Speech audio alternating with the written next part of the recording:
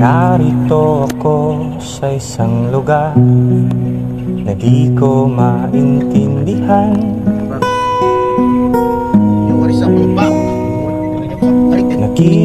Nakikipagsapalaran sa buhay na ang hantungan ay kawalan. De numero ang galaw ng tao, bawat gawin ay may presyo. O narito ako sa isang lugar Kapit na tayo nito mga na bab. di ko Touch natin, maintindihan. palaging tinapay tsaka peanut butter Daing pag ng nag-iinihan tao tayo. hindi pinapansin, nililipad ng Morning mga bab, hangin. it's Sunday morning, 6:30. Pangkain